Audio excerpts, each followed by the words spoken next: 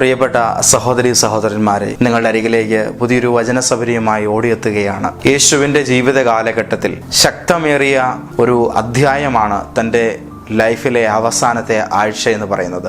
യേശുനാഥൻ ആഘോഷകരമായി യെരുശലേം നഗരത്തിലേക്ക് നഗരപ്രവേശനം നടത്തുന്ന വിവരണം നമുക്ക് തിരുവചനത്തിലെ സുവിശേഷ ഭാഗങ്ങളിൽ കാണാൻ കഴിയും. ഒരു കഴുതക്കുട്ടിയുടെ പുറത്തിരുന്നു കൊണ്ട് യേശു നഗരത്തിലേക്ക് വരുമ്പോൾ പുരുഷാരമെല്ലാം ആർത്ത് വിളിച്ചുകൊണ്ട്, കുട്ടികളെല്ലാം ദാവീദ് പുത്രന് ഹോശന്ന എന്ന് പറഞ്ഞുകൊണ്ട് അവർ സന്തോഷത്തോടെ നൃത്തം ചെയ്ത് കർത്താവിനെ സ്വീകരിക്കുന്ന ഒരു രംഗം നാം കാണുന്നുണ്ട്.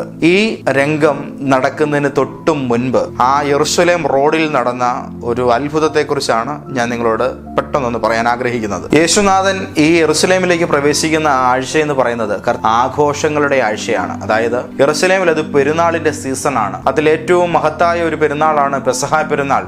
ഇത് നടക്കുവന്ന ഒരു ആഴ്ചയിൽ തീർത്ഥാടക പ്രവാഹമാണ് യെരുശലേമിലെല്ലാം ഉള്ളത്. ജൂതന്മാരായ പുരുഷന്മാർ സംഘം ചേർന്നും ഒറ്റയ്ക്കുമെല്ലാം നാട്ടിലേക്ക് വന്ന് തങ്ങളുടെ ദേവാലയത്തിൽ വിശിഷ്ടമായിരിക്കുന്ന കർമ്മങ്ങളിൽ പങ്കുചേരുവാൻ വേണ്ടി സന്നദ്ധരായിക്കൊണ്ടിരിക്കുന്നൊരു വേളയാണത്.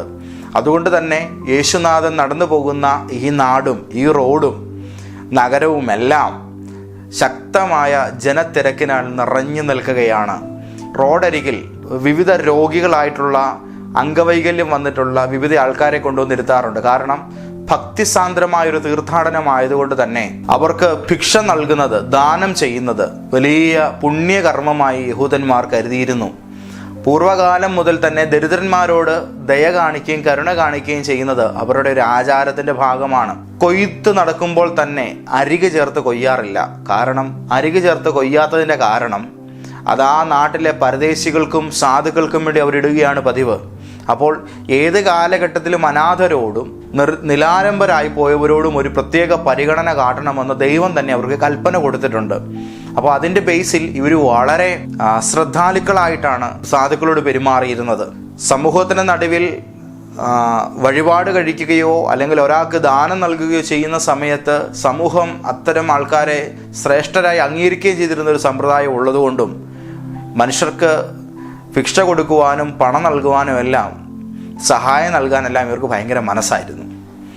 യേശു പോലും വിമർശിച്ചിട്ടുണ്ട് അത്തരം ചില പ്രവണതകളെ. നിങ്ങൾ അങ്ങാടിയിൽ വന്ദനവും പള്ളിയിൽ മുഖ്യാസനവും എല്ലാം നിങ്ങൾ ആഗ്രഹിക്കുന്നുണ്ട്, അപ്പോൾ തന്നെ നിങ്ങൾ ദരിദ്രന് പണം നൽകുമ്പോൾ അങ്ങാടിയിൽ നിങ്ങൾ കുഴലൂതിക്കും എന്നൊക്കെ കർത്താവ് പറഞ്ഞ് ഇവരുടെ ഇത്തരത്തിലുള്ള സ്വാർത്ഥ മനസ്സുകളെ കർത്താവ് ഇങ്ങനെ പരസ്യമായിട്ട് തന്നെ വിമർശിച്ചിട്ടുണ്ട്. ഓരോ ഭിക്ഷാടകനും ഓരോ രോഗിക്കും ഓരോ മേഖലയിൽപ്പെട്ടവരും തങ്ങളുടെ ഐഡൻറ്റിറ്റി പ്രൂവ് ചെയ്യത്തക്ക നിലയിലുള്ള വസ്ത്രങ്ങൾ ധരിച്ചുകൊണ്ടാണ് അല്ലെങ്കിൽ പുതപ്പ് പുതച്ചുകൊണ്ടാണ് ഇങ്ങനെ റോഡരികിലിരിക്കുന്നത്. വഴിയെ പോകുന്നവരോട് ഇവരിങ്ങനെ പാത്രം കിലുക്കുകയും ശബ്ദമുണ്ടാക്കുകയും വേദനയോടെ ഏങ്ങലടിച്ച് ഇവരുടെ ആവലാതികളെ പറയുകയും പോകുന്നവരിങ്ങനെ കുനിഞ്ഞു നിന്ന് വലിയ നാണയത്തൊട്ടുകൾ ഇട്ടുകൊടുത്ത് അവരുടെ പാത്രം നിറയ്ക്കുകയും ചെയ്യുന്നൊരു സമ്പ്രദായമുണ്ട്. കാരണം വലിയ തിരക്കാണ്. കാരണം ഉത്സവ സീസൺ ആയതുകൊണ്ട്, പെരുന്നാൾ പള്ളിയിൽ നടക്കുന്ന ആഴ്ച ആയതുകൊണ്ട് തന്നെ അതിൻ്റെ മുന്നൊരുക്കങ്ങൾ ആരംഭിച്ചിട്ടുള്ളത് കൊണ്ട് തന്നെ ഒരുപാട് പേര് വലിയ സന്തോഷത്തോടു കൂടെ അതിലെ വന്നു പോകുന്നൊരു പതിവുണ്ട്. അപ്പം പൈസ ഇഷ്ടം പോലെ നാണയത്തൊട്ടുകൾ ഇങ്ങനെ പാത്രത്തിൽ വീഴുന്നുണ്ട്.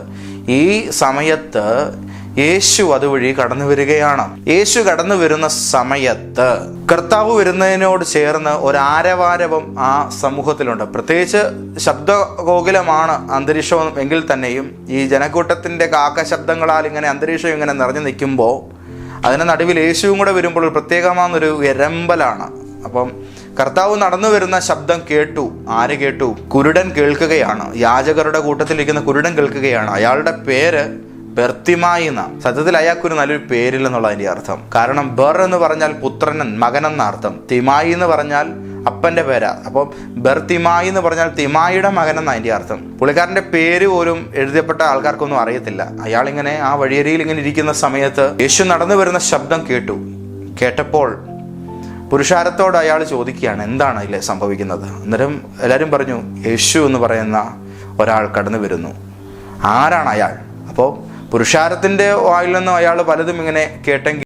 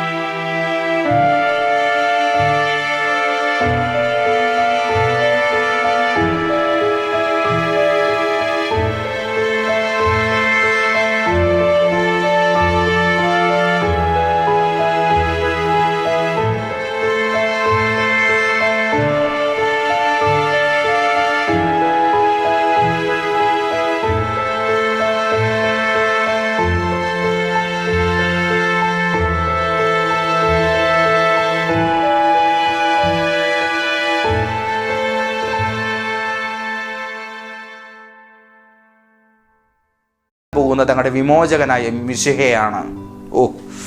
അങ്ങനെയാണ് എങ്കിൽ ദാവീദ് പുത്രൻ എന്നുള്ള പേരിൽ ഒരാൾ സമൂഹത്തിൽ രംഗപ്രവേശം ചെയ്യുന്നുണ്ടെങ്കിൽ അദ്ദേഹം ഞങ്ങളുടെ രാജാവായിരിക്കും. ആ രാജാവിനെ കാത്തിരിക്കുന്ന മനസ്സുകളുടെ വേദനയാണ്, പ്രതീക്ഷയാണ് ബർത്തിമായി എന്ന അന്ധന്റെ വായിൽ നിന്നും ആ സൊസൈറ്റിയിലേക്ക് ഉയർന്നു വരുന്നത്. ആരവാരവങ്ങളെല്ലാം ഉയർന്നു നിൽക്കുന്ന ശബ്ദമുഖരിതമായ അന്തരീക്ഷത്തിൽ ഒരു കണ്ണു കാണാത്ത ഒരു മധ്യവയസ്കനായിരിക്കുന്ന യാചകന്റെ വായിൽ നിന്നും ആ ശബ്ദം ഉയർന്നു വന്നു. ഇസ്രയേലിന്റെ പ്രതീക്ഷ ഒരു നിലവിളിയായി ഉയരുന്നു. ആ ദാവീദിന്റെ പുത്രനായ മിശിഹ എന്ന പ്രതീക്ഷയെ ഈ കണ്ണു കാണാത്ത മധ്യവയസ്കനായിരിക്കുന്ന ഈ അന്ധൻ ഉറക്ക നിലവിളി ശബ്ദത്തിൽ ഉയർത്തുകയാണ്. ദാവീദ് പുത്ര, എന്നോട് കരുണ തോന്നണമേ. യേശു ഈ വാക്ക്, ഇയാളുടെ നിലവിളി ഇങ്ങനെ ഉയരുന്ന ആ മേഖലയിലേക്ക് കർത്താവ് ഇങ്ങനെ അടുത്ത് വരിക. ആരാ നടന്നു പോകുന്നത് അയാൾക്ക് കാണാൻ കഴിയുന്നില്ല. തൻ്റെ മുമ്പിലൂടെ ഈ ഗുരു കടന്നു പോകുമ്പോൾ തൻ്റെ നിലവിളി കേട്ട് തന്നെ ഒന്ന് നോക്കണം. ഇതാണ് അവൻ്റെ ആവശ്യം. പൈസയ്ക്ക് വേണ്ടിയല്ല, കാഴ്ച കിട്ടണം. ഈ ഒരു വേദനാ നിർഭരമായ സാഹചര്യത്തിൽ അയാൾ ഇങ്ങനെ സൊസൈറ്റിയെ, അവരുടെ ശബ്ദങ്ങളെ എല്ലാം ഓവർകം ചെയ്തുകൊണ്ട് തൻ്റെ ശബ്ദം ഇങ്ങനെ ഉയർത്തി നിലവിളിക്കുകയാണ്. അന്നേരം പലരും പറഞ്ഞു, എടോ താൻ മിണ്ടാതിരിക്കേ, എന്തിനെങ്ങനെ ഒച്ച വെക്കുന്നേ? കാരണം പലരും മിണ്ടാതിരിക്കാൻ പറഞ്ഞ് ശാസിച്ചതിൻ്റെ കാര്യം, ഈ യാചകർ കിടന്ന് ബഹളം വെക്കും. യാചകരുടെ ശബ്ദത്തെ അല്ല അവിടെ ശാസിക്കുന്നത്. ദാവീദ് പുത്രൻ എന്നുള്ള പേര് പെരുവഴിയിലിരുന്ന് ചുമ്മാ വിളിച്ചു പറയരുത്. അതാ പ്രശ്നം. കാരണം ആ പേര് വഴിയെ പോകുന്ന ഒരുത്തന് കൊടുക്കാൻ പറ്റുന്ന പേരല്ല.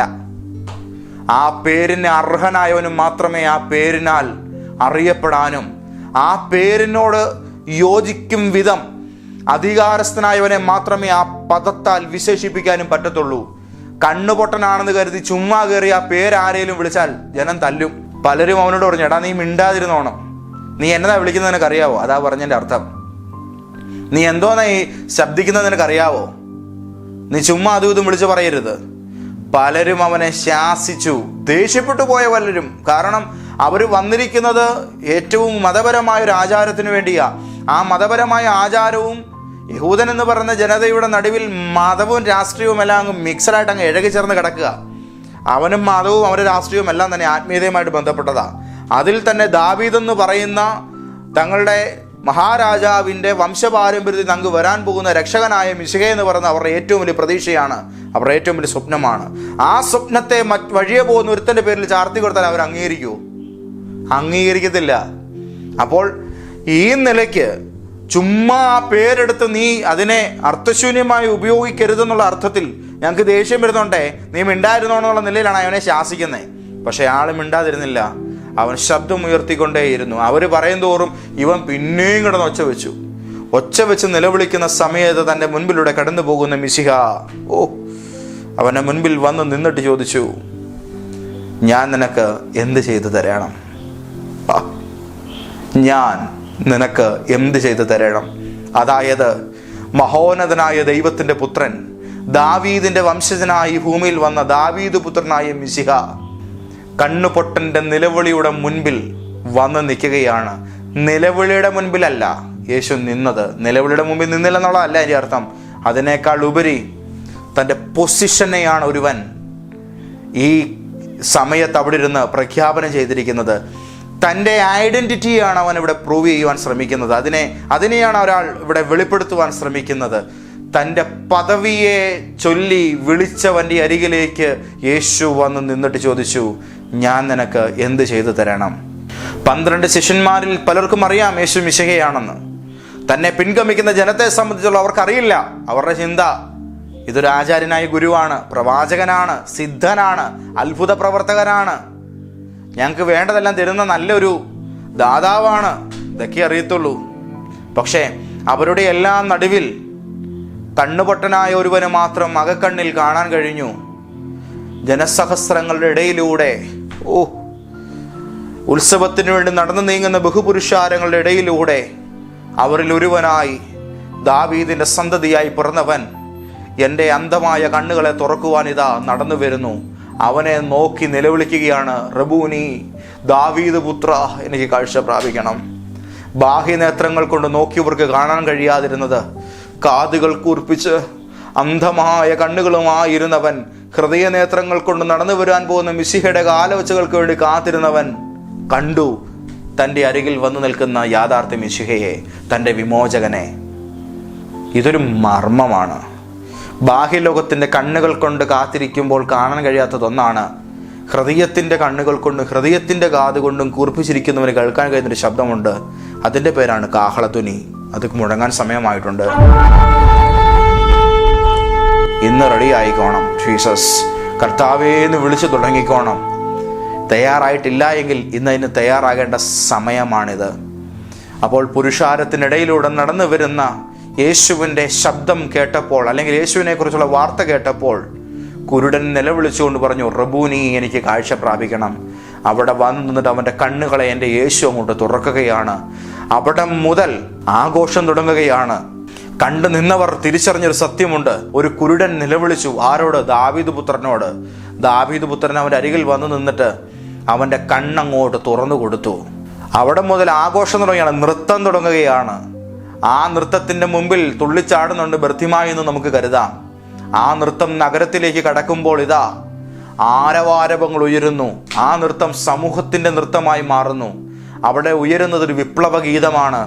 റോമൻ സാമ്രാജ്യത്തിൻ്റെ കീഴിൽ അടിമകളെ പോലെ കഴിയുന്ന ഞങ്ങൾക്ക് വിമോചകനായിരിക്കുന്ന ഞങ്ങളുടെ വീരനായകൻ വന്നിരിക്കുന്നു. അവൻ വരുന്നത് പൊരുതുവാൻ വേണ്ടിയല്ല. കഴുതക്കുട്ടിയുടെ പുറത്തു കയറി ആ കാലഘട്ടത്തിൽ രാജാക്കന്മാർ വരുന്നത് സമാധാനത്തിൻ്റെ ഉടമ്പടി സ്ഥാപിക്കുവാനാണ്. അങ്ങനെയാണെങ്കിൽ ഇതാ യേശുവെന്ന് പറയുന്ന രാജാവ് ഇപ്പോൾ വരുന്നത് സമാധാനത്തിൻ്റെ രാജാവായിട്ടാണ്. കഴുതക്കുട്ടിയുടെ പുറത്ത് സൗമ്യനായി എഴുന്നള്ളി വരുന്ന രാജാവ്, സമാധാനത്തിൻ്റെ പ്രഭു. പ്രവാചകൻ മുഖാന്തരം വിളിച്ചു പറഞ്ഞു, അവൻ അത്ഭുതങ്ങളുടെ മന്ത്രി, വീരനാം ദൈവം, നിത്യപിതാവ്, സമാധാനത്തിൻ്റെ പ്രഭു എന്ന് പേർ വിളിക്കപ്പെടും. ഇപ്പോൾ ഇതേ സമാധാനത്തിൻ്റെ പ്രഭു. കുരുടന്റെ മുമ്പിൽ അവൻ വീരനായ ദൈവമായി മാറി. ഇപ്പോൾ ഇതേ സമൂഹത്തിൻ്റെ നടുവിൽ അവൻ സമാധാനത്തിൻ്റെ ഉടമ്പടി സ്ഥാപിക്കുന്ന സമാധാനത്തിൻ്റെ രാജകുമാരനായി വരുന്നു. സാക്ഷാൽ ഇസ്രയേലിൻ്റെ മൂന്നാം രാജാവും ദാവീദിൻ്റെ പുത്രനുമായിരുന്ന സോളമൻ രാജാവിനെ രാജാഭിഷേകം ചെയ്യുവാൻ വേണ്ടി കൂട്ടിക്കൊണ്ടുവരുന്നത് ഒരു കഴുതക്കുട്ടിയുടെ പുറത്തിരുത്തിക്കൊണ്ടാണ്. അതൊരു പഴയകാല ചരിത്രം. അപ്പോൾ ഒരു കഴുതക്കുട്ടിയുടെ പുറത്തിരുത്തിക്കൊണ്ടാണ് സാക്ഷാൽ ശലോമോൻ രാജാവിനെ, കിങ് സോളമനെ രാജ അഭിഷേകത്തിനായി കൂട്ടിക്കൊണ്ടു പോകുമ്പോൾ അവനെ ഒരു കഴുതക്കുട്ടിയുടെ പുറത്താണ് ഇരുത്തിയതെങ്കിൽ, യേശു ഇവിടെ ഒരു കഴുതക്കുട്ടിയുടെ പുറത്തിരുന്ന് വരുമ്പോൾ, ദാവീദ് പുത്ര എന്ന് വിളിച്ച കുരുടന് കാഴ്ച കൊടുത്തിട്ട് യേശു ഇങ്ങോട്ട് വരുമ്പോൾ, കുരുടന് കാഴ്ച കൊടുക്കാൻ കഴിയുന്ന ഈ രാജാവിന് ഞങ്ങൾക്ക് സ്വാതന്ത്ര്യം തരാനാണോ കഴിയാത്തത്? പ്രതീക്ഷകൾ അലതല്ലി, സ്വപ്നങ്ങൾ അവിടെ പൂത്തുലഞ്ഞു, പെരുവഴിയിൽ ഉത്സവമേളങ്ങൾ അരങ്ങേറി, ഞങ്ങളുടെ നാടും നഗരവും കാത്തിരുന്ന രാജാവിൻ്റെ എഴുന്നള്ളത്തിനാൽ അനുഗ്രഹിതമായിക്കൊണ്ടിരിക്കുന്നു. ആരെ കാത്തിരിക്കുന്നുവോ അവനിതാ ഞങ്ങളുടെ കൺമുമ്പിൽ അടഞ്ഞ കണ്ണുകളെ പോലും തുറന്നുകൊണ്ട്, കാലങ്ങൾ ഇത്രയും അടഞ്ഞുപോയി അന്ധകാര നിബിഡമായ ഞങ്ങളുടെ കണ്ണുകളെ സന്തോഷസുരഭരമായ പുതിയ കാഴ്ചയിലേക്ക് ഞങ്ങളുടെ മിഴികളെ തുറന്നു പരിലസിക്കുമാറാക്കിക്കൊണ്ട് അവൻ ഞങ്ങളുടെ മുൻപിലൂടെ ഇങ്ങനെ മെല്ലെ മെല്ലെ സഞ്ചരിക്കുന്നു. ആർത്തു വിളിച്ചു, ദാവീദ് പുത്രന് ഹോശന്ന. പാപത്തിൻ്റെ അന്ധകാരത്താൽ അടഞ്ഞുപോയ നമ്മുടെ കണ്ണുകൾ തുറക്കുവാൻ യേശുവെന്ന യാഥാർത്ഥ്യ മിശിഹയിൽ എഴുന്നള്ളി വരികയാണ്.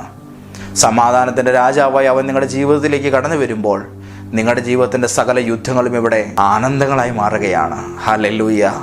ക്രിസ്തുവിന് സമാധാനം തരാൻ കഴിയും. കലഹിക്കുന്ന കുടുംബങ്ങളെ ഒന്നാക്കാൻ കഴിയും. ആനന്ദമില്ലാത്തിടത്ത് ആനന്ദം അലതല്ലിക്കുവാൻ അവന് കഴിയും. നിങ്ങൾക്കറിയാമോ, ഈ പാരമ്പര്യം കണ്ടുകൊണ്ടാണ് മാളികമുറിയിൽ നിന്നും പുറത്തിറങ്ങിയ ശിഷ്യന്മാരും സഞ്ചാരം തുടങ്ങുന്നത്. പെരുവഴിയിലൂടെ നടന്നു പോകുമ്പോൾ നിലവിളിച്ച കുരുടന് കാഴ്ച കൊടുത്ത ആ ഗുരുവിൻ്റെ ശിഷ്യന്മാർ ദേവാലയത്തിലേക്ക് കടന്നു വരികയാണ്. 3 മണി നേരത്തെ ദേവാലയത്തിലേക്ക് പ്രാർത്ഥിക്കാൻ കടന്നു വരുമ്പോൾ ദേവാലയത്തിൻ്റെ പടിവാതിക്കൽ ഇരിക്കുന്നു ഇതാ ഒരു മുടന്തൻ. അവനെ നോക്കി പത്രോസ് ഒരു വാക്ക് പറഞ്ഞു, ഭിക്ഷാടകനായിരിക്കുന്ന നിന്റെ കയ്യിലോട്ട് ഞങ്ങൾക്ക് തരാനുള്ളത് വെള്ളിയോ പൊന്നോ അല്ല, ഞങ്ങളുടെ കയ്യിൽ മറ്റൊന്നുണ്ട്, അത് വെച്ച് തരാം. നസറേനായ യേശുവിന്റെ നാമത്തിൽ സൗഖ്യം പ്രാപിക്കുക. ഞങ്ങളുടെ കയ്യിലുള്ളത് നിനക്ക് തരുന്നെന്നും പറഞ്ഞ് അങ്ങോട്ട് കൊടുത്ത് അവൻ്റെ കൈക്ക് പിടിച്ചിങ്ങ് എഴുന്നേൽപ്പിച്ചു. മുടന്തൻ മാനിനെ പോലെ തുള്ളിച്ചാടി. ബദിരനെ, മൂകനെയും ഊമനെയും എല്ലാം ആനന്ദ നൃത്തം ചെയ്യിക്കുന്ന ദൈവരാജ്യത്തിൻ്റെ ആഘോഷം. പെരുവഴികളിൽ നിന്നും ഒരുവനെ വീട്ടിലേക്ക് സന്തോഷസ്വരൂപമായി മടക്കി അയക്കുന്ന ദൈവരാജ്യത്തിൻ്റെ സന്തോഷം അപ്പോസ്തലന്മാരിലൂടെ യെരുശലേമിൽ വിളങ്ങി. നാട് നഗരവും സന്തോഷത്താൽ അരതല്ലി. യേശു വരുമ്പോൾ നിങ്ങളുടെ വീടും ഈ ആനന്ദത്തിൻ്റെ വേദിയായി മാറുന്നു. ആമേൻ. Hallelujah, Hosanna, hallelujah. ഹോസന്നാ